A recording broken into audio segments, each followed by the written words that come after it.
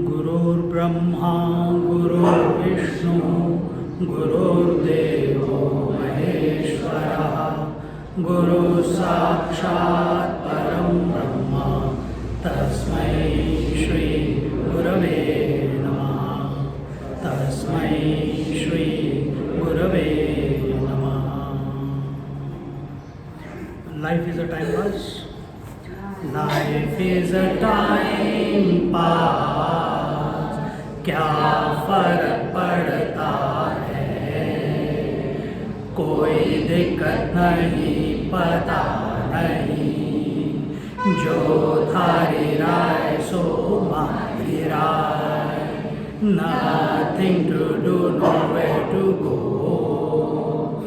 देखो सुनो मत बोलो, wherever whenever whatever you are, be 100% Karnataka, किसी को आओ मत कहो,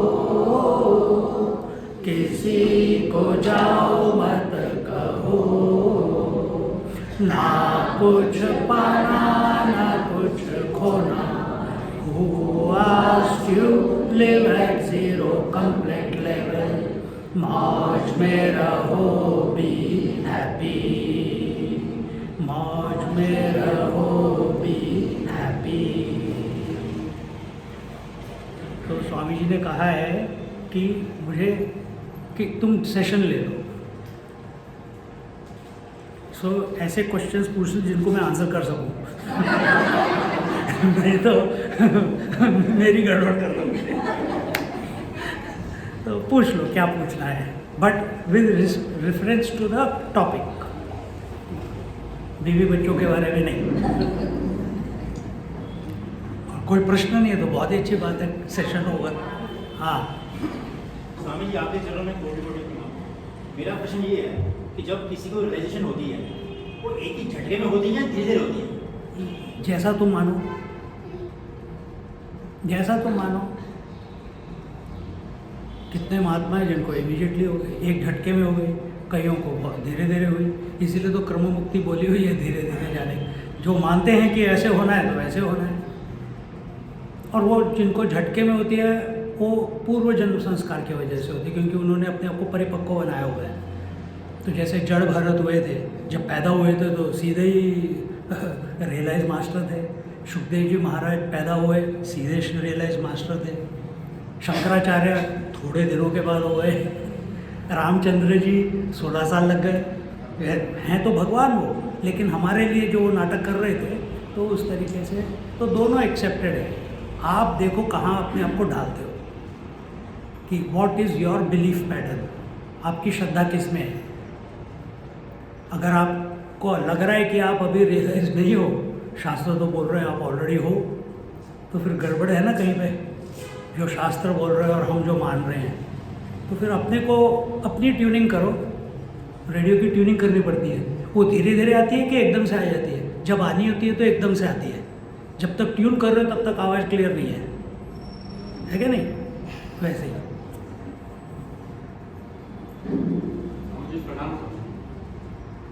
अरे बाप रे, कौन सी किताब है भाई ये? मेरे के नहीं है। ओह, तो स्वामी जी ने इस पर टिप्पणी की है। इसके तृतीय स्कंद में प्रकृति पुरुष का विवेचन किया है। किसका? प्रकृति पुरुष का विवेचन किया है। स्वामी जी ने 2 प्रश्न उठाए हैं। हाँ, और प्रश्न उठाने के बाद उन्होंने कहा उत्तर हम नहीं देंगे। अब मुझे तो आप उत्तर करें। मैं भी उत्तर नहीं दूंगा, क्योंकि मुझे प्रश्न पता ही नहीं। मैं प्रश्न में निवेदन कर रहा हूँ।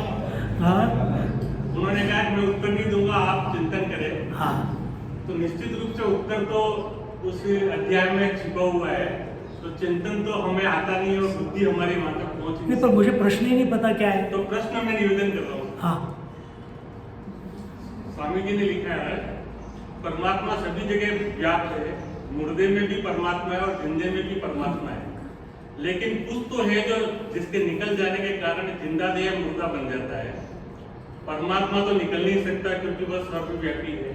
तो कौन निकल गया है जिसके कारण जिंदा देह मुर्दा बन गया, और दोनों में कौन श्रेष्ठ? दोनों में से कौन श्रेष्ठ है? श्रेष्ठ है?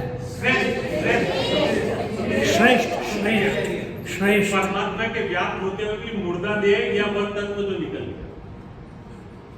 आप बताओ, चिंतन आपको करना था। मैंने तो निवेदन किया था स्वामी जी कि चिंतन तो आता नहीं है और बुद्धि हमारी वहां तक पहुंच कोई नहीं सकती। कोई उत्तर दो इनको। सुन लिया क्वेश्चन? क्वेश्चन सुन लिया? हाँ बताओ। चेतना निकल गई है, जड़ चेतन का जो भेद है ना, जैसे चेतना और जड़, जो चेतना निकल गई है जड़ रहेगी। अरे भैया, कि पिछले मंडे से क्या सुन रहे हो? चेतना तो कहीं जा ही नहीं सकती। नहीं, चेतन का जाएगा नहीं कहीं, चेतन में वैसे का वैसा जड़ में भी रहेगा, चेतन में भी रहेगा। अच्छा, लाइफ फोर्स चला गया। हाँ। ठीक है।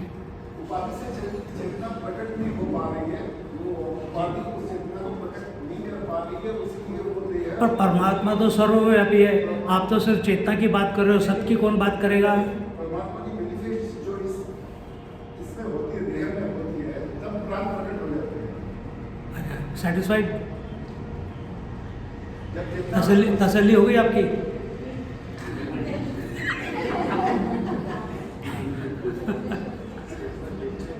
यही तो माया का माया की क्या कहते हैं खेल है।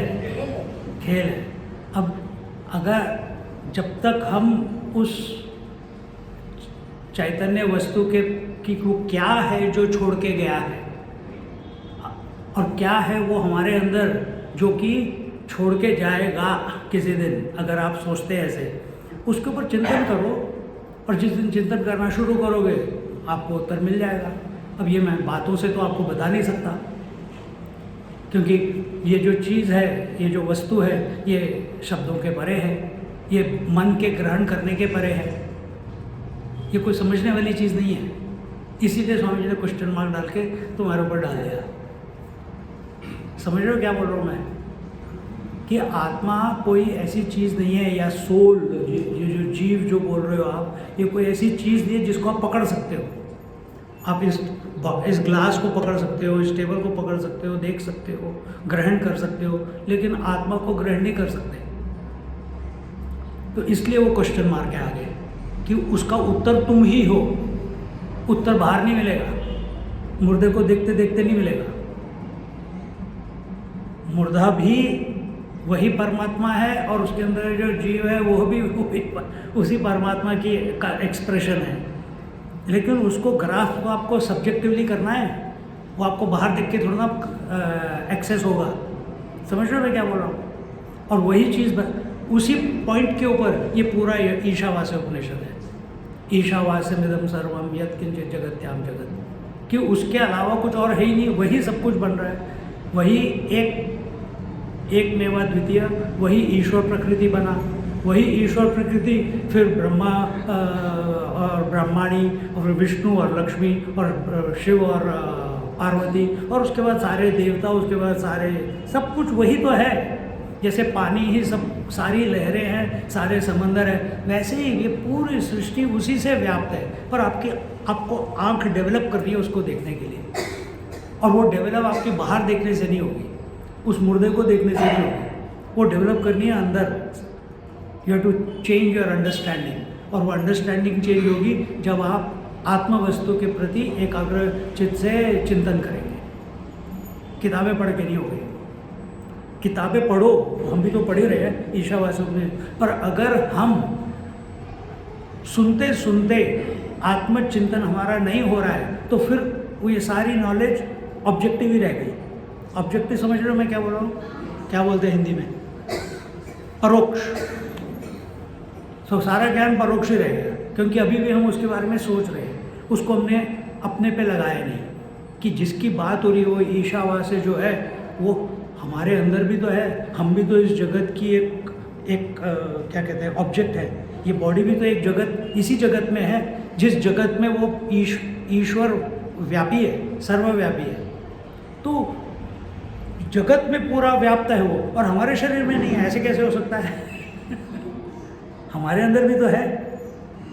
अब ये जो बोलने वाली बात है कि क्या बोला आपने कि जब the soul leaves the body, अब ये सिर्फ बोलने की बात है, कुछ छोड़ता नहीं कोई छोड़ता नहीं। ये बिल्डिंग कल के लेक्चर में स्वामी जी बता रहे थे, जब बिल्डिंग टूट जाएगी तो स्पेस क्या ये बिल्डिंग छोड़ के टोटल स्पेस में मर्ज होगा? है नहीं होएगा ना। तो ये भक्ति शास्त्र में ये सब, वो आपने बहुत मूवीज़ देख ली हैं। हमारा दिमाग वैसे चलता है, क्योंकि सीरियल्स में दिखाते हैं कोई मर गया तो लाइट निकलती है टुंग टुंग टुंग टुंग टुंग टुंग करके कहीं पे जाके आसमान के ऊपर जाके भगवान मिल गई। ये नहीं दिखाया कहाँ मिल गई। या रामचंद्र जी सामने खड़े हैं, शबरी ने अपना देह त्याग दिया तो उसमें से एक ज्योत निकली और रामचंद्र जी के अंदर आके विलीन हो गई। अब इसको हम सच मानना शुरू कर देते हैं, क्योंकि that is the only way they can depict it.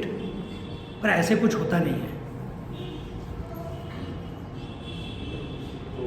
मैं जोर से बोलो, मैं कुछ सुनाई नहीं दे रहा।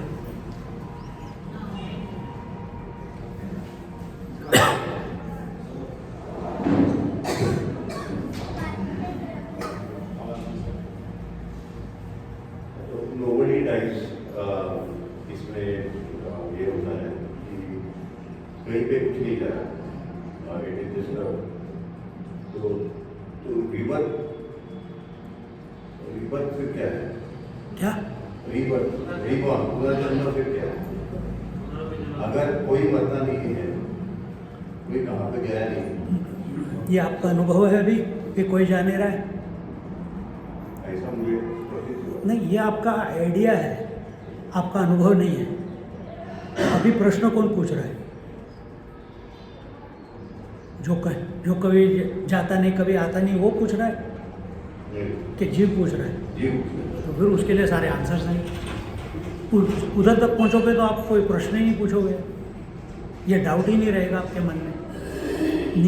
नींद में जाते हो रोज़ रात को, कोई डाउट रहता है मन में कि मैं आदमी हूँ या औरत हूँ, कि मैं जिंदा हूँ कि मरा हुआ हूँ, कि मैं शरीर हूँ कि नहीं हूँ, कि मैं भूत हूँ कि ईगो हूँ, कि मैं सीकर हूँ कि नहीं हूँ? कुछ क्वेश्चन रहता है मन में? कोई क्वेश्चन ही नहीं रहता, क्योंकि आप होते ही नहीं वहाँ पे। As an ego you are not there. तो ये प्रश्न सारे एक इंडिविजुअल के हैं, और जब तक इंडिविजुअल है, आप ये सिर्फ आइडिया ले लो कि तो सब कुछ सर्वव्यापी है तो कैसे सब होगा, ऐसे नहीं होता। You have to deal what as the world is presenting to you, you have to live with that. तो जीवात्मा रिबर्थ लेता है। हाँ, जीवात्मा जीव है वो रिबर्थ करके कोई चीज़ नहीं है यार, ये सिर्फ बेवकूफ़ बनाने वाली बात है। और ये रिबर्थ अगर आपने इस जीवन को सत्य माना है, इस सृष्टि को सत्य माना है, अपने आप को सत्य माना है, तो फिर रिबर्थ आपको, और आपने रिबर्थ को सत्य माना है तो फिर आपका रिबर्थ होगा। पर ऐसे रिबर्थ करके कोई चीज़ नहीं है। तो ये पूरा कंसेप्ट हमारे को दिया गया है so that we become responsible for our own life. पति पत्नी को ब्लेम ना करे, पत्नी पति को ना ब्लेम करे, बच्चों पेरेंट्स को ना ब्लेम करे, कोई किसी को ब्लेम ना करे। You become totally responsible for what you are experiencing in life at this moment. और अगर आप अपने कर्म अच्छे नहीं करोगे तो तुम्हारे को क्या कहते हैं, उसका भुगतान भरना पड़ेगा। बैलेंस शीट तो आएगी ना जब, क्योंकि जब हम अपने आप कर्म करने वाला तो करता है, तो कर्ता के लिए तो वही मृत्यु भी है कि मैं एक दिन चला जाऊंगा। तो किस टाइप के वो कर्म करता है will determine what his next life, क्योंकि उसको परमात्मा सर्वव्यापी है ये सब उसके दिमाग में नहीं है। आप किसी इस्कॉन में भी चले जाओ, वो नहीं मानेंगे वो कहेंगे भगवान ही भगवान। कर्म है ही नहीं। जब करता ही नहीं है तो कर्म नहीं है। कर्ता और कर्म दोनों को एग्जिस्ट करते हैं, दे को exist at the same time, they come about, they don't come independently. समझ रहे हैं क्या बोल रहे हैं? हाँ। स्वामी जी, लेकिन फिर शर्मा जी ने जो पूछा था कि रियलाइजेशन किसी किसी को अलग अलग स्टेजेस में होता है, तो वो आप बोल रहे थे कि पहले जन्म के जो संस्कार रहते हैं, अरे यार, तो आप किसको रियलाइज करना है? नहीं मतलब किसको रियलाइज करना है? इंडिविजुअल को। तो जब तक आप अपने आप को इंडिविजुअल समझते हो, एवरीथिंग विल बी एप्लीकेबल। और उसमें भी षट दर्शन है, कोई बिलीव करते हैं, कोई नहीं करते। अब आप किस दर्शन में फॉलो कर रहे हो? अगर आप वेदांत में हो तो फिर आप वेदांत निष्ठा रखो, इन सब चीज़ों से बाहर निकलो। पर हम क्या कर रहे हैं? हमको वेदांत का जो गोल है कि मैं सर्वव्यापी आत्मा हूँ, वो भी चाहिए, और फिर पुनर्जन्म में भी श्रद्धा है। तो ये तो गड़बड़ हो गई ना। तो एकाग्र चित्त से फिर एकमेवा द्वितीय के ऊपर चिंतन करते रहो। कैसे? सब्जेक्टिवली। फिर ये प्रश्न ही नहीं आएंगे। ये प्रश्न किसके हुए? ये प्रश्न शरीर के बारे में हुए, ये प्रश्न इस सृष्टि के बारे में हुए, ये प्रश्न पुनर्जन्म के बारे में। इसमें परमात्मा कहाँ है? ये 3-4 प्रश्न जो भी मैंने पूछे, बोले, इसमें कहीं पे परमात्मा का नाम लिया हमने? तो परमात्मा चिंतन, इसका चिंतन थोड़ी ना है। ये तो ऑब्जेक्टिव चिंतन हो गया जगत के बारे में, अपने जीवन के बारे में, अपने शरीर के बारे में, अपने रीबर्थ के बारे में। इसमें परमात्मा चिंतन कहाँ है? परमात्मा चिंतन मतलब to the exclusion of everything you are thinking only about the conscious principle. अब वो कैसे करना है, उसके लिए आप उपनिषद पढ़ रहे हैं। ये विचार अपने मन में जाने चाहिए। अभी इसमें कहीं पे भी पुनर्जन्म का आया क्या? नहीं आया, कहीं पे भी नहीं आया। और आज का सुबह का मेडिटेशन स्वामी जी ने बताया। अब वो सुनने के बाद हाँ, कहाँ पुनर्जन्म और कहाँ। तो अभी प्रॉब्लम ये हो रही है कि हम अपने आप को एक स्पेसिफिक एंटिटी समझ रहे हैं, और वो स्पेसिफिक एंटिटी है मैं। आपका नाम क्या है? संदीप। हाँ, मैं संदीप हूँ, मैं स्वामी हूँ। और कौन है ये स्वामी? जो इन सब से अलग है, जो किसी दिन पैदा हुआ था, किसी दिन चला जाएगा। अब ये सब डाटा रख के फिर ये पुनर्जन्म के क्वेश्चन आते हैं। अगर आपके मन में डाटा सिर्फ आत्मा का है, परमात्मा का है, भगवान का है, ईशावास्य का है, तो ये प्रश्न कभी आएंगे ही नहीं। अपने आप डिजॉल्व हो जाते हैं। जैसे नींद में सारे प्रश्न अपने आप डिजॉल्व होते हैं। कितने प्रश्न होते हैं सोने के पहले? पर कोई प्रश्न आपको तंग करता है जब आप सो जाते हो? कोई भी नहीं तंग करता। तो उसी तरह से जब हम अपने में स्थित हो जाएंगे, ये प्रश्न होते हुए भी आपको कोई परेशानी नहीं होगी। तो जो महात्मा लोग हैं वो इसी दुनिया में रहते हैं, लेकिन किसी से प्रभावित नहीं होते। उनके भी मन में विचार आते होंगे, ज़रूर आते होंगे, लेकिन वो उसको वैल्यू देते ही नहीं, क्योंकि उनकी वैल्यू गिविंग सारी आत्मचिंतन के ऊपर है या आत्मा के ऊपर है। उन्होंने तो एक्सेप्ट कर लिया कि मैं आत्मा हूँ, मैं ही सब कुछ हूँ, जो आ रहा है, जो नहीं आ रहा है नहीं आ रहा है, हु केयर्स। तो इस तरीके से सोच के अपने मन को शांत रखना है, दैट इज इम्पोर्टेंट। हाँ, अच्छा आप देंगे, मेरे पहले बोल देते यार। आपका जो सवाल है आपने पूछा था, तो मैं आपको एक सवाल पूछता हूँ। आप सुबह जब उठते हो, घर के निकलते हो, तो अपना चेहरा कहाँ देखते हो? शीशे में देखते हो? दीवार में क्यों नहीं देखते? दीवार is not that polished function like a mirror, बराबर? तो जो शुद्ध सत्व, शुद्ध अंतःकरण होता है, वो सात्विक गुण से होता है, और उसमें जो कूटस्थ का प्रतिबिंब पड़ता है, तो वो शुद्ध अंतःकरण नहीं पड़ता है। वो अंतःकरण जब ये हो जाता है, अशुद्ध हो जाता है, तो उसमें चिदाभास नहीं प्रकट होता, कूटस्थ का प्रतिबिंब नहीं प्रकट होता, और वो जड़ हो जाता है। जड़ और चेतन में यही फर्क है कि जड़ में प्रतिबिंब नहीं होता है और चैतन्य में कूटस्थ का प्रतिबिंब होता है। इसलिए उसमें आपको वो डेड बॉडी में परमात्मा है, लेकिन वो जागृति में ऐसा मुझे समझ आ गया। जाता कौन है? ये प्रश्न था। जाता कौन है? आता हूँ, ये प्रश्न था। ये प्रश्न चलो जाता कोई नहीं, आता कोई नहीं, आता कोई उनका नहीं, ये प्रश्न है। जाता कोई नहीं, आता। चलो, आपका प्रश्न क्या था? आपका प्रश्न क्या था? नहीं, मेरा प्रश्न नेक्स्ट कौन था? अभी तो पूछा था आपने। डिप्रेशन का मुख्य यही हो गया कि जहाँ पे क्या? कोई डेटा ही नहीं, क्या ये कंसेप्शन सही है? क्या मेरे को सुनाई नहीं दे रहा यार।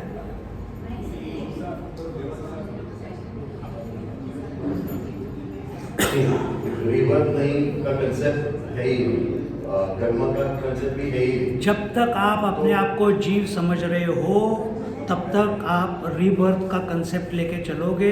It's a theory, it is not the truth and it will help you to live your life under certain parameters with taking full responsibility and guiding your life in such a way that you don't blame the world and be totally responsible and accountable. तो मोक्ष यही है कि जहाँ पे data ही नहीं है कोई और कंप्लीटली शुरुआत में वैसे है, पर बाद में उसके भी बाहर निकलना है, क्योंकि डाटा नहीं है मतलब क्या हो गया? निर्विकल्प समाधि। डाटा नहीं है मतलब निर्विकल्प समाधि। कल बताया तो स्वामी जी भी वही बता रहे हैं, हम भी वही, तुमसे डिस्कशन भी हुआ था, बाद में फिर वही प्रश्न लेके आ रहे हो।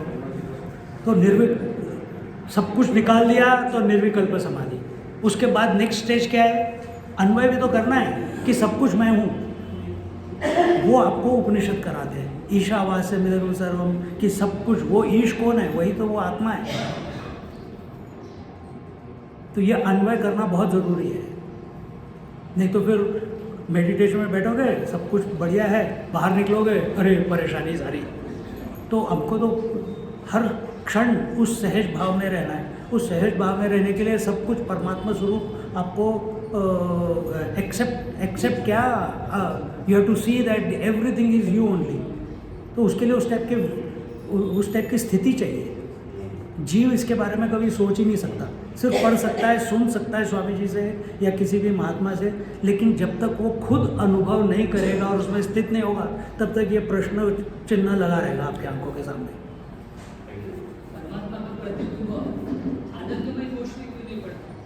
आप बताओ। हाँ, मैं सिंपल आंसर तो शास्त्र बोलते हैं इसलिए।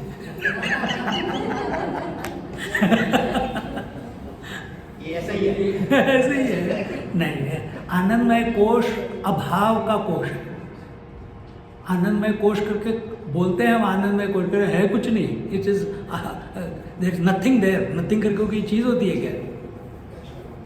जैसे नींद आप बोलते हो कि मैं सोने गया था, सोने में आपने क्या अनुभव किया? स्लीप, नींद इज इक्वल टू आनंदमय कोश। आपने क्या अनुभव किया नींद में?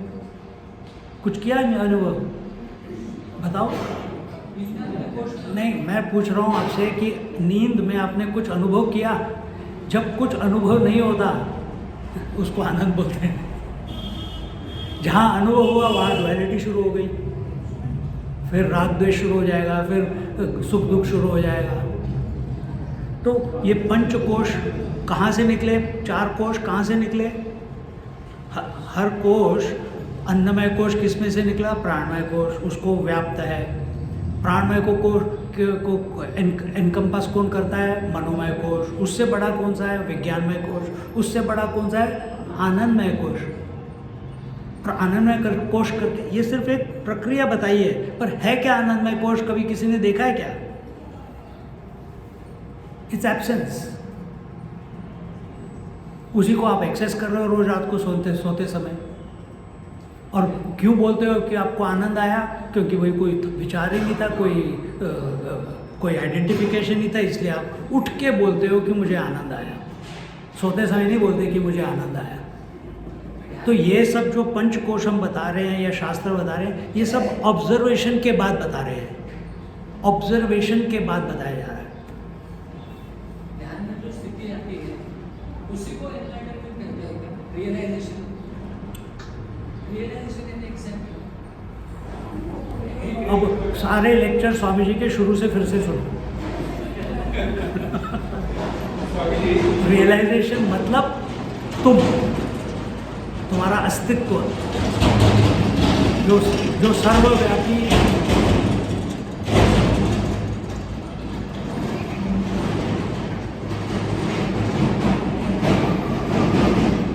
तुम्हारा अस्तित्व जो बाय नेचर सर्वव्यापी है, सर्वज्ञत्व है, आप ही हो जिसको आप ढूंढ रहे हो। तो रियलाइजेशन माने क्या? अरे फिर आप बाहर ढूंढ रहे हो, रियलाइजेशन तो तुम। तो अब आप उस पर चिंतन करो कि मैं मतलब कौन? शरीर, इंद्रियां, मन, बुद्धि, चेतना या चैतन्य? कौन मैं?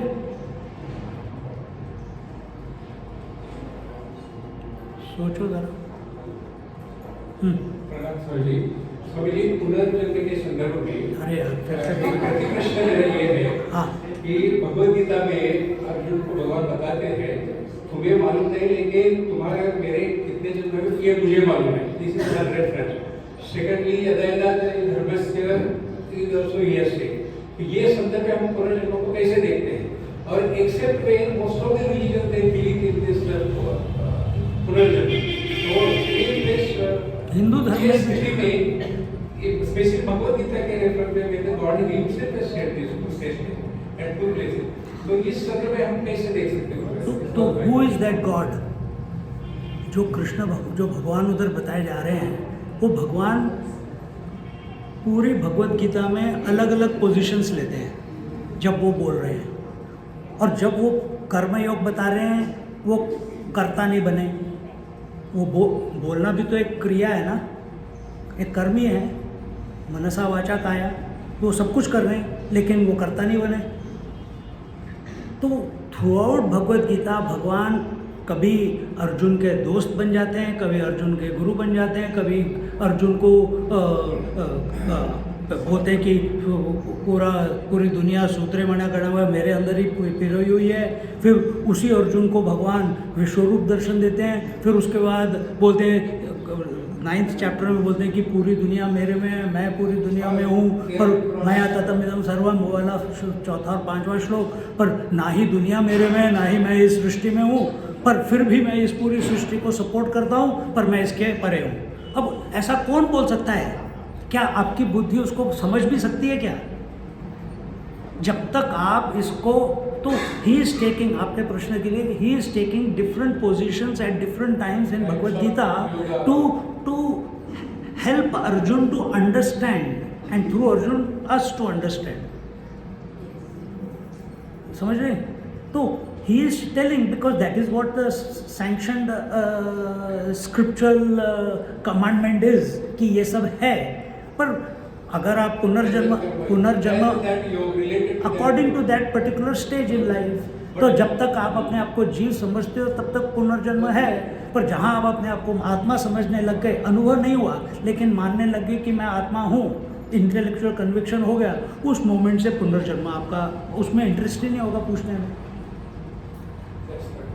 अब किसी को कोई कर्मकांडी है, उसको तुम बोलो रियलाइजेशन के लिए तुम वेदांत क्लास आ जाओ, वो कहेगा मैं नहीं आऊँगा, मेरे को पूजा करनी है, मेरी सुबह 6 बजे की पूजा है, मेरी 12 बजे की पूजा है, मेरी 4 बजे की पूजा है, मेरी 8 बजे की पूजा है। वो उसी में लगा रहेगा, उसको वेदांत सुनना ही नहीं है, क्योंकि वो वहीं पे है। अब उसको समझाना है तो तुम क्या करोगे?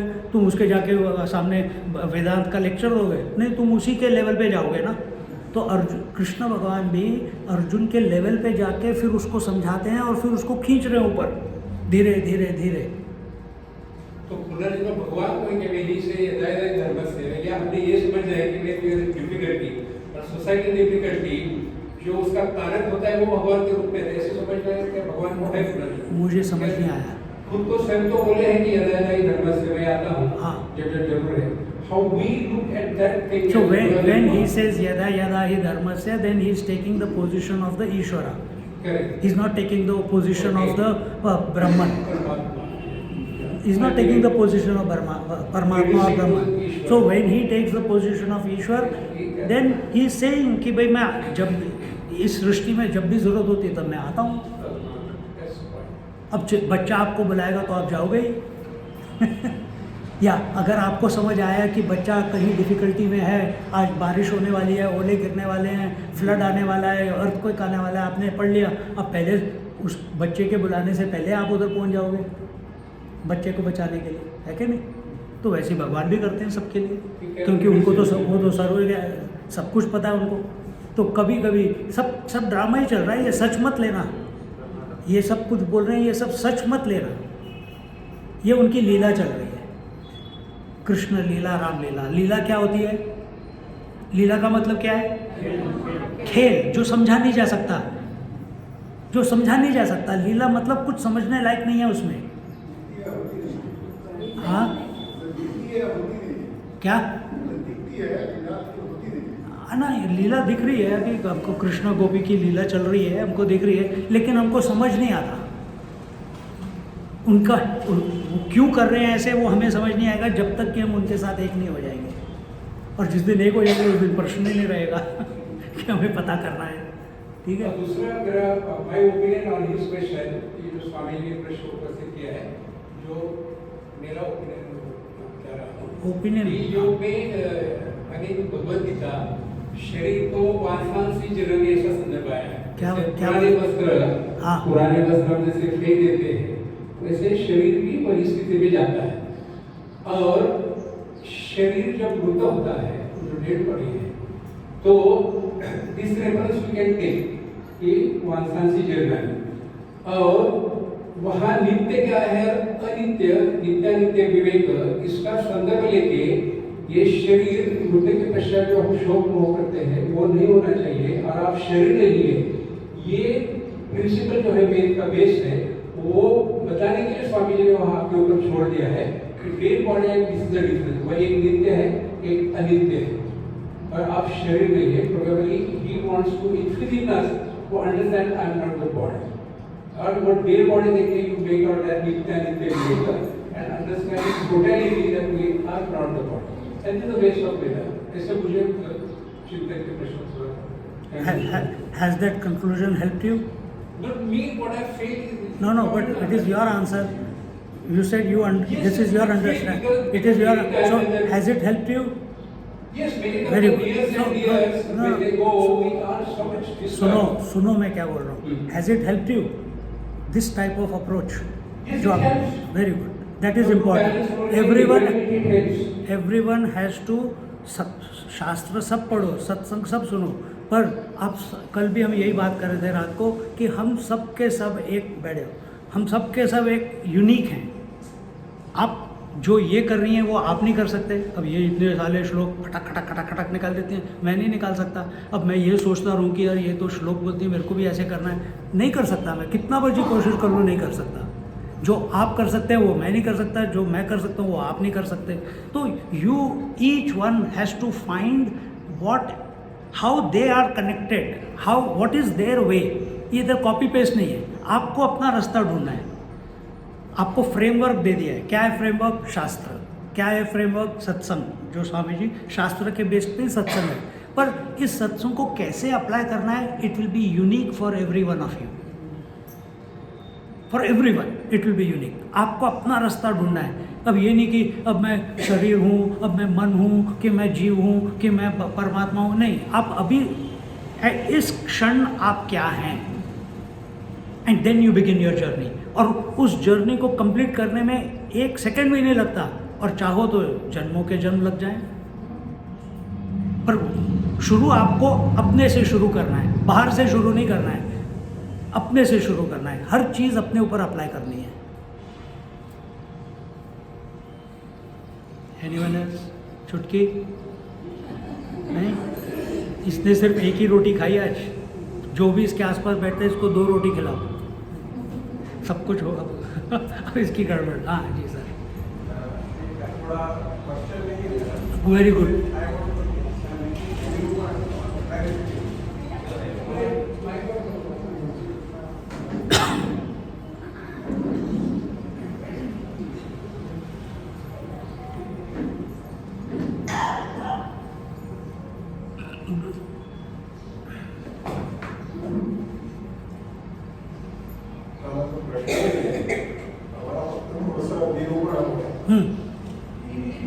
एक आहे गॉड लविंग आणि एक आहे गॉड फिअरिंग. हाँ हे 2 अनुभव सतत असतात सायमल्टेनियसली. हाँ मध्ये येते मर्यादा. हाँ मध्ये येते मर्यादा. हाँ संतांप्रती आपल्याला आदर असतो ना, आपल्याला प्रेमही असतं, आपल्याला त्यांची हिंदी भीती पण हिंदी में वाटते. बोलो तो बाकी भी समझ जाएंगे। हो, हो. तो देखो कि एक मर्यादा होती है सबसे पहले, और हम ईश्वर से या भगवान से या परमात्मा से प्यार करते हैं, उनसे हम डरते भी हैं, क्योंकि एक बीच में लाइन ऑफ डिमार्केशन होती है मर्यादा की। हम जैसा दोस्त के साथ बिहेव करते हैं वैसा हम हमारे गुरु के साथ या भगवान के साथ वैसा नहीं कर सकते, है ना? हाँ, तो ये इस पे मुझे थोड़ा क्लैरिफिकेशन चाहिए कि भाई what is the difference between loving God and fearing God. जब तक हम अपने आप को गुरु से अलग मानते हैं, भगवान से अलग मानते हैं, तब तक मर्यादा, जब तक हम अपने आप को गुरु से अलग मानते हैं, गुरु से भगवान से अलग मानते हैं, तब तक मर्यादा का पालन करना ज़रूरी है। राइट। और जिस दिन शिष्य गुरु के साथ एक हो जाता है, उसके बाद जो वो करे वो शास्त्र भी नहीं बता सकते कि क्या करना चाहिए उसको, क्योंकि वो गुरु तुल्य हो गया। तो ही एंड गुरु अब वो खुद गुरु बन गया। अब हमको दिखाई देता है कि जो श्रोत्रिय ब्रह्मनिष्ठ महापुरुष हैं वो रियलाइज करने के बाद, अब ज्ञानेश्वर महाराज को ही ले लो, सब कुछ जानते थे वो कौन है, आत्मा में निष्ठा थी, आत्मा में स्थित थे, फिर भी निवृत्तिनाथ को हमेशा उन्होंने गुरु का दर्जा का रियलाइजेशन के बाद भी उन्होंने कभी नहीं कहा कि अब मैं और वो एक, पर अमृत अनुभव में आता है कि वो कहते हैं कि हम दोनों एक हैं, पर फिर भी एक ये तो मेरा है, पर बाहर के लिए तो मेरे को, बाहर के लिए मतलब जो भी जिस तरीके से भी उन्होंने उधर बोला कि फॉर द पीपल ये मर्यादा तो मेंटेन करनी चाहिए। अब स्वामी जी हैं और चिन्मयानंद जी हैं या हम हैं और स्वामी जी हैं या कोई भी और महात्मा आता है, व्यवहारिक स्तर पे तो करना ही है। तो जो अवधूत होते हैं वो इसको फॉलो नहीं करते, जो श्रोत्रिय ब्रह्मनिष्ठ होते हैं वो फॉलो करते हैं। तो उनको सब कुछ पता है, लेकिन they are an example in front of the society. तो वो जिस तरीके से व्यवहार करेंगे लोग उनको फॉलो करेंगे। देखो तो जब तक हम गुरु तत्व या ईश्वर तत्व के साथ अभी एकत्व हमारा हुआ नहीं है, तब तक आपको मर्यादा का पालन करना ही चाहिए। और जिस दिन एक हो जाएगा ये प्रश्न ही नहीं रहेगा क्योंकि जब ये प्रश्न ही नहीं रहेगा तो परमात्मा ही आपके अंदर से स्फुरित हो रहा है, तो आप गलती कर ही नहीं सकते। तब उस समय गिल्ट होएगा ही नहीं, उस समय फियर होएगा ही नहीं। आपने दो प्रश्न बोले ना कि एक तो love for God and fear of God, ये दोनों अभी तो ऑब्जेक्टिव है कि मेरे को भगवान से प्रेम है और मेरे को भगवान से डर है। ये दोनों प्रश्न आपके मन से निकल जाएंगे जब एकत्व हो जाएगा। जी हाँ, जो भी है, अहम ब्रह्मास्मि बोल लो या गॉड रियलाइजेशन बोल लो, तो उनको उस शिष्य को या उस भक्त को किसी बात का डर ही नहीं। आपको भी डर नहीं है। मैं तो फिर अपने अनुभव पे आता हूँ कि हम रोज रात को सोते हैं, हमारे को भगवान से डर लगता है सोते समय, हमें चोर से डर लगता है सोते समय, हमें सृष्टि में जो उपद्रव चल रहा है उससे डर लगता है सोते समय, नहीं लगता। क्या हमें उस समय प्यार हमारे अंदर जाग रहा, अब मैं सो रहा हूँ, मेरे मन में कोई विचार नहीं, मेरे को बहुत प्यार है परमात्मा भगवान से, ना प्रेम है ना डर है, सब नींद में। अगर उसी क्षण अगर आपको जाग आ जाए, तब उसी आज सुबह स्वामी जी उसी स्थिति में ले गए आपको। तो जहाँ डुअलिटी है, जहाँ द्वैत है, वहाँ पे मर्यादा का पालन करना बहुत ज़रूरी है। और जहाँ आप लीन हो गए वहाँ पे अपने आप ही सब कुछ खत्म हो गया। ठीक है सर? हाँ सॉरी, हाँ। हमें 3 अवस्था बताई गई है, जागृत अवस्था, स्वप्न अवस्था और इसके आगे भी और भी अवस्थाएं अपनी स्थिति के मुताबिक। जब हम जागृत अवस्था में आते हैं, हाँ, तो हमारी स्मृतियाँ जागृत हो जाती हैं। ये संसार के प्रति और ये अपने जो रिश्तेदार हैं, जो भी हम काम करते हैं, जैसे कोई जॉब करता है, कोई बिजनेस करता है, तो जब हम जॉब करते हैं, बिजनेस करते हैं, मैं अपने लाइफ में तकरीबन ये मैंने अनुभव किया है, जो व्यापार करता है वो झूठ के अलावा वो प्रॉफिट कमा नहीं सकता in most of the cases, ये मैंने खुद अनुभव किया। और जब हम जॉब में होते हैं तब भी वहाँ एक दूसरे से लेग पुलिंग होती है और डिफरेंट टाइप्स के हम ऐसे काम भी करते रहते हैं जो हमें नहीं करते रहते। तो इसमें जो जैसे हम मर्यादा के मुताबिक हम कर्म करते हैं, निष्काम कर्म करते हैं, प्रश्न क्या है? या हम क्वेश्चन सिर्फ ये है हमारा कि ये जब हम जागृत अवस्था में होते हैं तो जब हम एक दूसरे से जेलसी करते हैं या एक दूसरे को हम किसी ना किसी तरीके से प्रॉफिट कमाने के लिए कुछ काम करते हैं, उसके लिए हमारी अवस्था क्या होनी चाहिए जब हम वेदांत की ओर हैं? सब कुछ एक स्वप्न करके छोड़ दो, क्योंकि ये जागृत अवस्था भी एक स्वप्न है। ये सिंपल आंसर है टू सॉल्व एवरीथिंग। अब आ जाते हैं कि प्रैक्टिकल क्या है। इस पृथ्वी पे ये आपकी धारणा है कि हर जगह पे कुछ ना कुछ उल्टा सीधा होना है तभी प्रॉफिट बना सकते हैं। हमने तो कभी कुछ नहीं किया, फिर भी हमारी ज़िंदगी चल रही है। ऐसे कितने ही लोग हैं जिन्होंने कभी कोई करप्शन नहीं किया, कभी कोई, सब तरीके से कर रहे हैं और जो जिसमें हैं वो संतुष्ट हैं। प्रॉफिट का कोई एंड तो है ही नहीं। तो जहाँ प्रॉफिट का एंड नहीं है तो फिर ये प्रश्न सारे मन में आएंगे कि ये, अभी हमारे घर पे कोई एक आया था, तो एक और आदमी रहता था और एक लड़की आई वो पढ़ने के लिए डेंटिस्ट्री। अब डेंटिस्ट्री का तो कोर्स ही कितना महंगा है ऑस्ट्रेलिया में। तो she got admitted, she came in, और ये दूसरा बंदा था, कौन है ये, उसने भी आश्रम से 2 साल पढ़ाई की है वेदांत की, काम कर रहा है लेकिन रहता मेरे साथ है। कहता है आई थिंक इसके पेरेंट्स ने बहुत पैसे उल्टे सीधे बनाए होंगे इसलिए they could afford to send her their daughter to Australia to study. और उस लड़की पूरी रात रोती रही। तो I think next day I was coming back from Sydney और समथिंग, उसने आके बोला स्वामी जी ऐसे ऐसे इसने बोला। अब उस आपको क्या दिखाता है ये? What does it show you? Where you are sitting. It doesn't, कोई भी कुछ भी किसी के बारे में कुछ भी बोलते, लेकिन आप ये दिख जाता है कि आप किस एंगल से सोच रहे हो।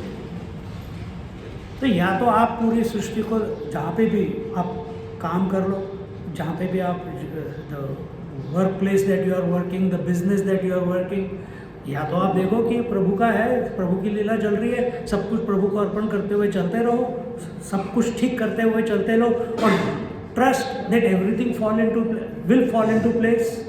और उसमें जो तुम्हारे को क्या कहते हैं चैलेंजेस आने हैं वो आने हैं, उनको फेस करो, आगे बढ़ते रहो। कहीं पे भी जाओगे चैलेंजेस तो आएंगे, कहीं पे भी जाओ। अभी मेरे लिए चैलेंजेस सारे क्वेश्चंस हैं पर चैलेंजेस आएंगे। सी, अभी स्वामी जी के लिए चैलेंज उनका थ्रोट है, इसलिए ब्रेक लिया उन्होंने। तो चैलेंजेस जहाँ पे, तो but where are you sitting? आप किस, कृष्ण भगवान किस पोजीशन पे बैठ के, कौन सी पोजीशन? कभी वो जब उन्होंने वो मया ततम इदम सर्वम बोला तो वो एब्सोल्यूट पोजीशन पे बैठ के बोल रहे थे, इटर्नल विटनेस, साक्षी। पर जब वो विश्व रूप दर्शन दे रहे थे तो कहाँ बैठे थे? ईश्वरत्व में बैठे थे।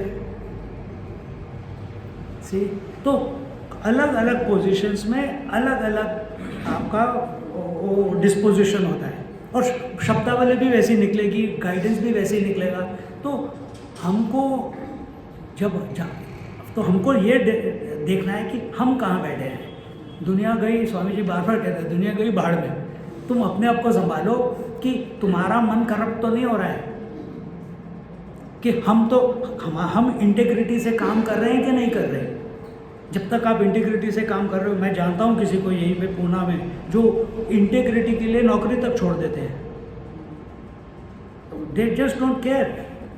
नहीं चाहिए, नहीं चाहिए, मेरे को भी नहीं चाहिए, मैं ये काम नहीं करूँगा, ख़त्म बात। और उसकी वजह से उनको विदाउट जॉब भी रहना पड़ा थोड़े साल, बट ठीक है, it's okay, life keeps balancing itself. वो लाइफ तो टेस्ट कर रही है कि आप कितने पानी में और कितने दूध में हैं कि आप इन स्पाइट ऑफ दिस, जहाँ पे कि बहुत इजी है करप्शन करके रिजल्ट्स पाना, क्या आप उस समय अपने आप को सत्य में ढाल के गो थ्रू द चैलेंजेस और निखर के बाहर निकलेंगे? एक लड़की थी मेलबर्न में, श्रीलंकन, तो उसकी शादी हो गई। पहले लड़का ढूंढ रही थी मेलबर्न में, उसको मिला नहीं कोई, मिला तो वो थोड़ा एब्यूजिव टाइप था, तो उसको छोड़ दिया उसने। अब पर पढ़ने के लिए आई थी, उसको तो इमिग्रेशन चाहिए था, तो किसी से शादी करनी है, तो इवेंचुअली वो गई लंदन। और लंदन में कोई उसके पेरेंट्स पहले नाइजीरिया में मेरे काम करते थे, वहाँ पे कोई फैमिली थी, उनके लड़के, ही वाज अ फार्मासिस्ट, उसके साथ शादी कर ली उसने। शादी करने के बाद पता चला ही इज स्किज़ोफ्रेनिया, इसको स्किज़ोफ्रेनिया है। तो 2-3 साल जब उसके पास वीज़ा आ गया परमानेंट रेसिडेंसी का, मेलबर्न आई, कहती Swami ji I want to go for a walk. मैंने कहा चलो, फिर रोना धोना नॉर्मल। तो कहती है स्वामी जी मैं क्या करूँ? मैंने कहा तेरे पास 2 चॉइसेस है, या तो इजी और whatever difficult, you have to make the decision. एक तो डिसीजन है कि तू you have been tricked and you can divorce him right now. अब तो तेरे पास परमानेंट रेसिडेंस भी आ गया, तेरे पास ब्रिटिश पासपोर्ट भी आ गया, निकल ले अपने रास्ते। और दूसरा है कि you serve him like Sita ji is committed to Ramchandra ji even after going to Lanka. तो या तो उस लड़की ने पहला वाला नहीं चूज़ किया, दूसरा वाला चूज़ किया। कोई बच्चे नहीं है, लेकिन through her life last 20 years now she is committed to that fellow who is having schizophrenia, who hardly works, यही काम करती है, उसको खिलाती पिलाती है, लेकिन she has made the correct decision in her life which is satisfying for her. उसके मन में कोई गिल्ट नहीं है, उसके मन में अब कोई विचार नहीं है कि मैं I have been taken for a ride by that person, by that family. तो हर एक को अपने अपने मन में टटोल के देखना है कि हम कहाँ बैठे हैं।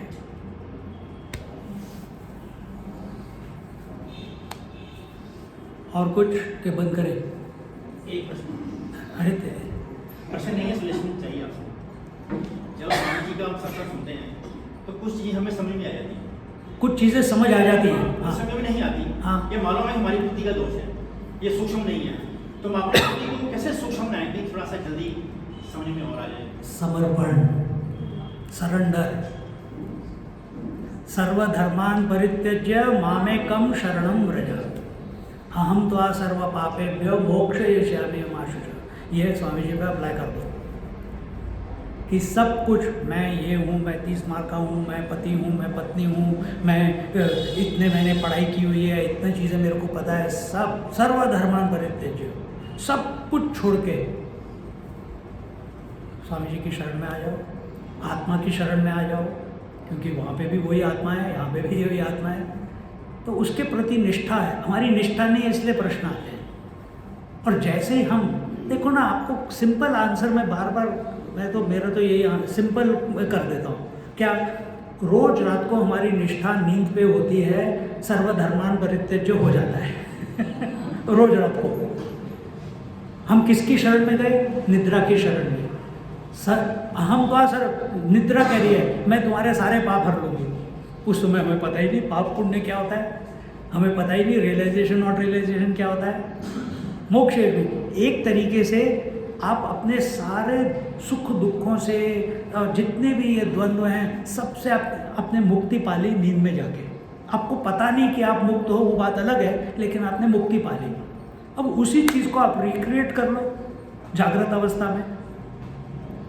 अब वो या तो आप किसी गुरु के, अब कृष्ण भगवान को अर्जुन ने क्या बोला? शिष्यस्तेहम शाधि मामथम प्रपन्नम, क्या मैं आपका शिष्य हूँ और मैं आपके चरणों में सरेंडर्ड हूँ, मेरी आपके चरणों में शरणागति है। तो आप भी ऐसे करो, वो भाव रखो ना। फिर अब वो भाव होगा आपका, वो भाव अगर होगा आपका, तो आप जैसे जैसे कृष्ण भगवत गीता उसको बता रहे हैं, उसको क्लिक होता जा रहा है। उसने कोई साधना नहीं की, वो सिर्फ सुन रहा है, उसने मनन नहीं किया, उसने निधि ध्यासन नहीं किया, वो सिर्फ सुन रहा है और सुनते समय ही उसको सब कुछ क्लिक हो रहा है। क्या हम उस स्थिति तक पहुँचे और क्यों नहीं पहुँचे? सिर्फ इसलिए कि हम अभी भी एक व्यक्तित्व हमने बैठे हुए हैं, अपने आप को खाली नहीं किया हमने। खाली करो, वो भाव उत्पन्न करो कि भाई जो स्वामी जी बोले प्रभु को प्रेयर करो। हमको तो स्वामी जी ने जो बोला वो मैं आपको बता सकता हूँ। जब मैं एक ऑर्गेनाइजेशन में था, वहाँ से बाहर निकला तो स्वामी जी का हर्निया का ऑपरेशन हो रहा था, तो स्वामी जी के पास मैं सेवा के लिए चला गया। कॉफ्स हार्बर में हुआ था, ऑस्ट्रेलिया में। तो अगले दिन उठे, थोड़ा सा ढीले ढीले मॉर्फिन में नशे में चल रहे थे, पर कहते हैं चलना है, डॉक्टर ने बोला है, तो मेरे हाथ पे इधर हाथ रखा था और चल रहे थे। पता नहीं उसमें भी उनको पता चल गया, हाँ क्या हो गया? मैंने कहा ऐसे ऐसे हो गया। उन्होंने बोल दिया कि इन्होंने ऑर्गेनाइजेशन छोड़ दी। अच्छा, बहुत अच्छा हो गया। लड़खड़ाती जीभ से बोल रहे बहुत अच्छा हो गया। मैं कहा हाँ वो तो अच्छा तो हो ही है, क्योंकि मैं ऐसे किसी को फॉलो करने के लिए बना हुआ नहीं हूँ। तो कहते हैं अच्छा अब मेरे को मत फॉलो करना, अब मुझे अटैच मत होना। फिर किसको अटैच होना? कहते हैं अब नारायण के चरण पकड़ लो। आप भी ऐसे करो, मैं तो वो अपने अनुभव से बता रहा हूँ। तो गुरु कौन होता है? जो कभी नहीं कहता कि ये मेरा शिष्य है। स्वामी जी भी नहीं कहते कोई मेरा शिष्य है, हम बोलते हैं कि हम उनके शिष्य हैं। पर फिर उस तरीके से बर्ताव करो, अपने आप को रिफाइन करते जाओ करते जाओ करते जाओ। हर एक में त्रुटियाँ होती हैं, पर जीवन इसीलिए दिया है कि भाई तुम उन त्रुटियों को रिफाइन करते जाओ और एक दिन क्लिक हो जाएगा। पर श्रद्धा होनी चाहिए। ये मामेकम शरणम व्रज है जो बहुत ज़रूरी है, नहीं तो उसके बिना ज्ञान नहीं आएगा। ज्ञान मतलब आत्मस्थिति नहीं आएगी। वो तो है ही, लेकिन उसको दिखाने वाला, उसकी तरफ आपको क्या कहते हैं, प्रेरित करने के लिए कोई तो चाहिए। अब वो तो शास्त्र तो इतने सारे पढ़े, कोई भी पढ़ के कर लो, पर आप होते हो क्या प्रेरित? आप तो प्रेरित यहाँ आके होते हो जब स्वामी जी को सुनते हो। तो जब स्वामी जी के सामने हम हैं तो उस समय अपने आप को पूरा खाली करके एकदम अवेलेबल। सर्वधर्मान परित्यज्य, धर्म का मतलब वहाँ क्या लेना चाहिए? सर्वधर्मान परित्यज्य, कोई आंसर करो भैया।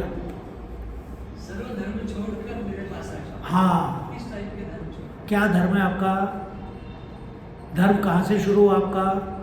अपने आप को शरीर समझने से आपके धर्म शुरू हुए।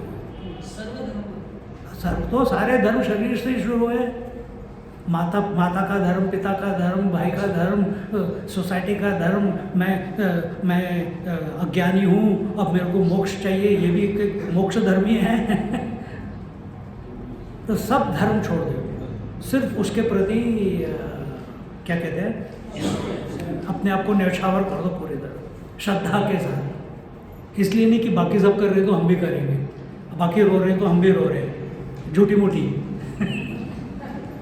अवेलेबल हो जाओ। उस समय मन में कोई विचार नहीं चलना चाहिए। बी 100% दैट 100% अवेलेबल का मतलब क्या होता है पता है आपको?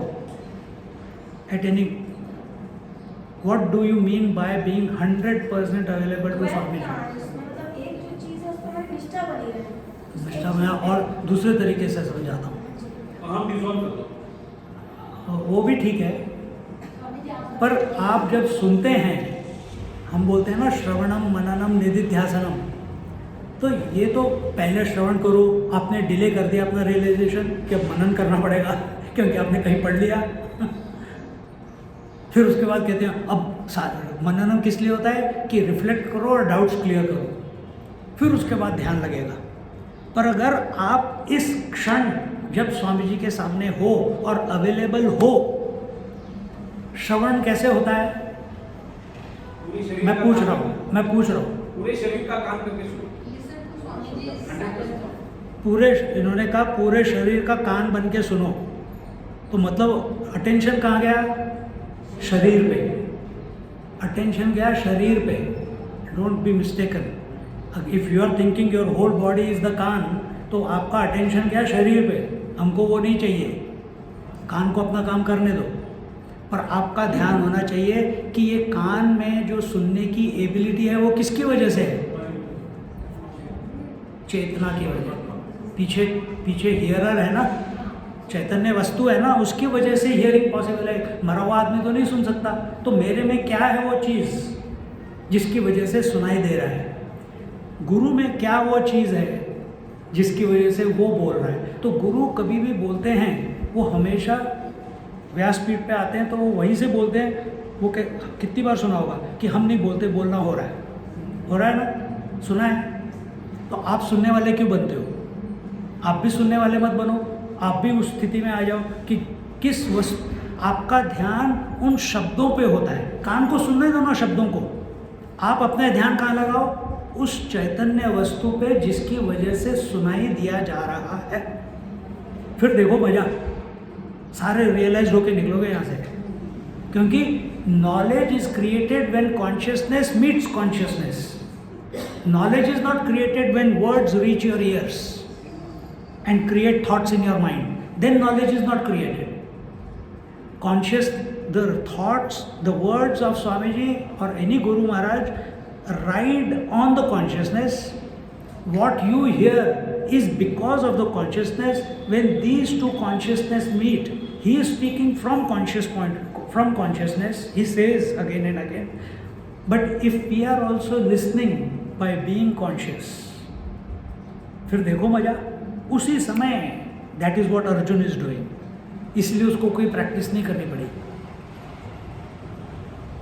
और कई चीज़ों में आपके जीवन में जहाँ जहाँ आप ऐसे अननोइंगली बिहेव करते हो, अटेंटिव रहते हो, वहाँ पे आपको एकदम से क्लिक हो जाता है, चीज़ें एकदम क्लिक हो जाती है।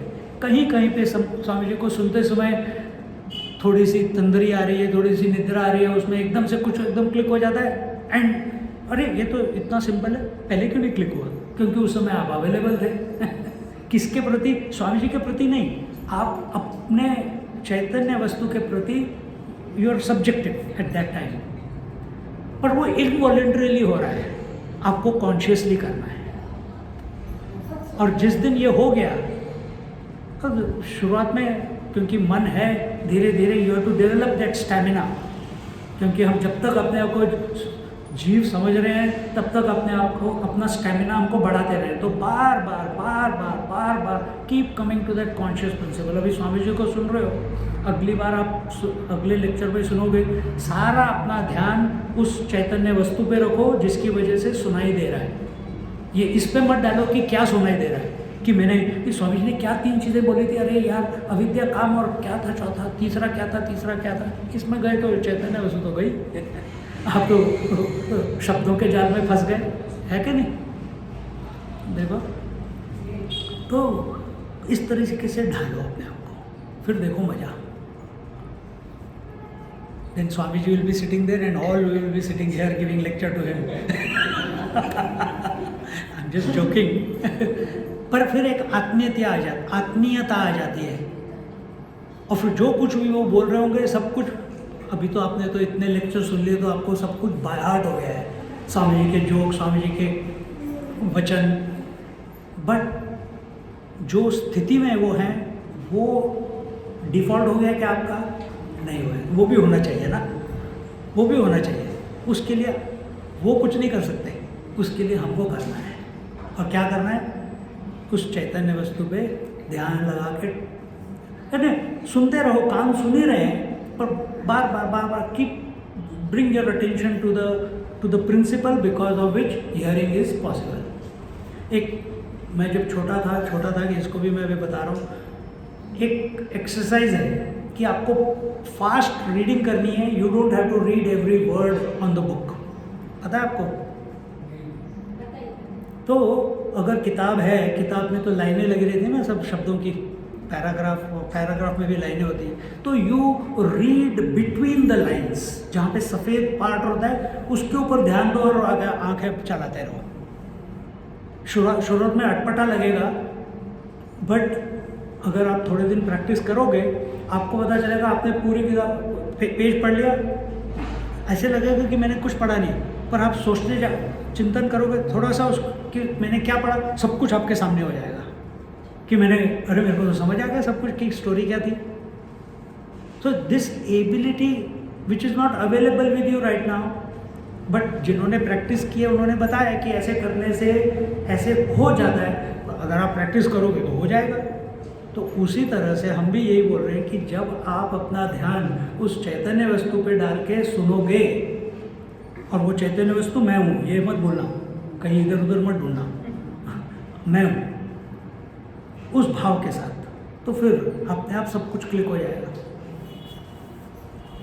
चलो और कुछ. हाँ, A little away from this.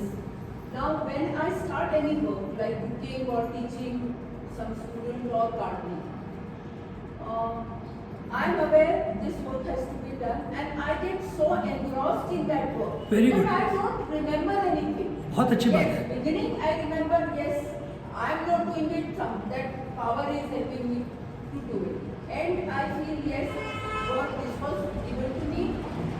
I have done this work, and it's His wish that I have been able to complete it. So that means in that work there is a beginning, there is an end, isn't it? So Sure. somewhere that I am not able to translate when I am listening to Swamiji. Like there is a beginning, there is an end, there is a middle. So, but during that work, I am totally But lost. what Swamiji is talking Yeah. is not about beginning and middle and end. Yeah, He's I talking agree. about that which is continuous. So in the work, while doing the work, I am not able to all the time remember that yes, He is prompting me to do this work. But are you not conscious while you are doing No, gardening? when I am doing gardening, I forget everything. I am just So concentrating. that's exactly. So the mind is gone. So the mind is gone. You are totally one with the act of doing, and that is healthy. As long as it is giving you समाधान at the end, Yes. बस खत्म बात. उसी को तो बोलते हैं कि where your hands are, there your mind should be. So you are not thinking कि should I do this or should I not do this? This is good or this is bad. You are just engrossed in it, and that is good. Why doubt yourself? But then why again and again they are saying that while doing this you have to remember that later Sure. become so one with whatever you are doing then. Correct. Do it. Whatever next needs to happen will happen. Whatever next needs to happen will happen.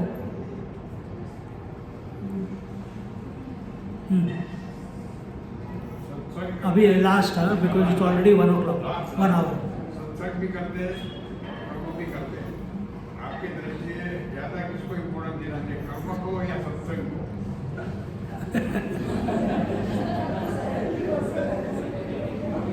सत्संग भी करते हैं, कर्म भी करते हैं.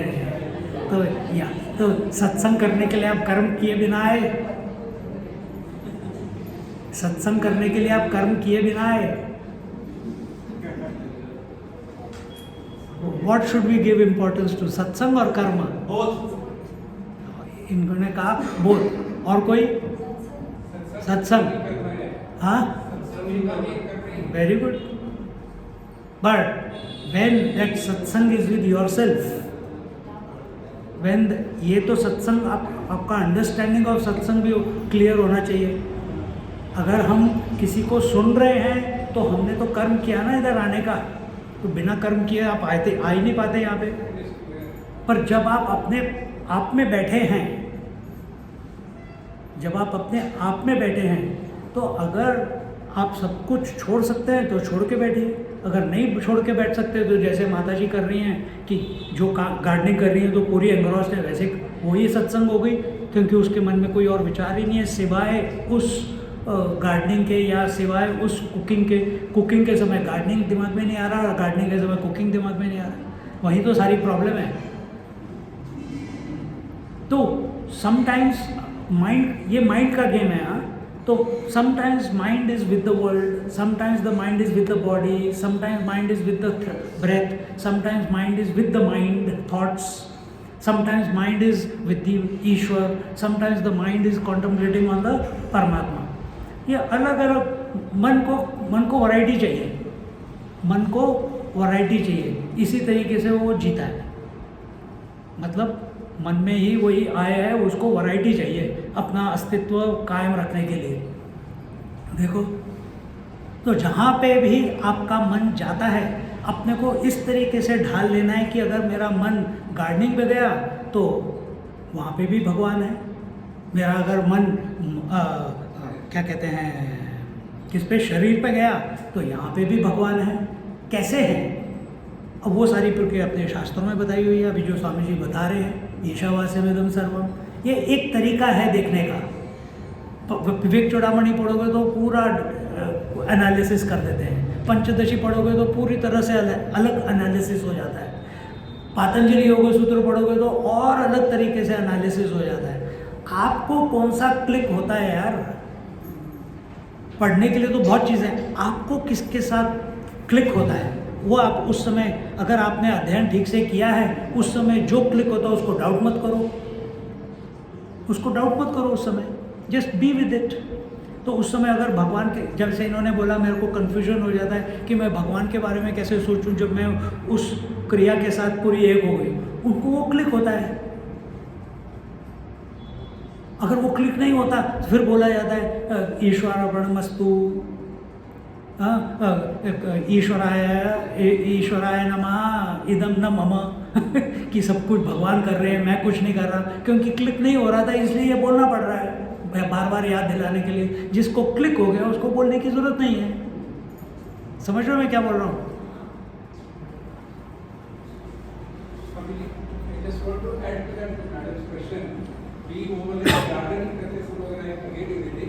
That is the state of what I feel is the state of being present, not probably nature.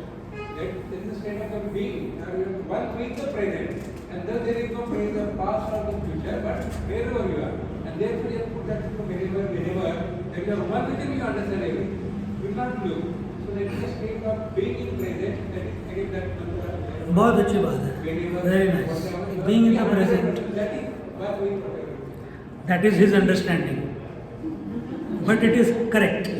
That is what he has understood. What you have understood is what you have understood. That you are in that moment, in whichever way you are, and you have got no doubts. That's it. So each one has to try, create a path for themselves. We'll conclude here.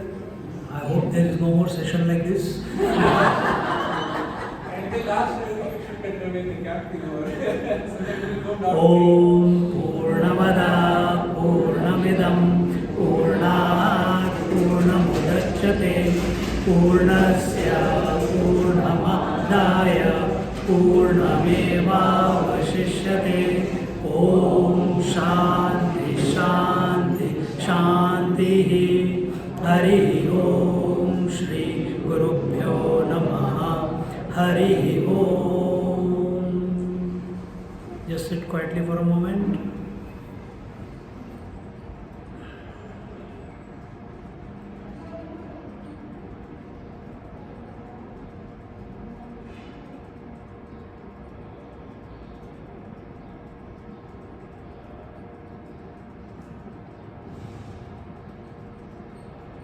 Hari Om.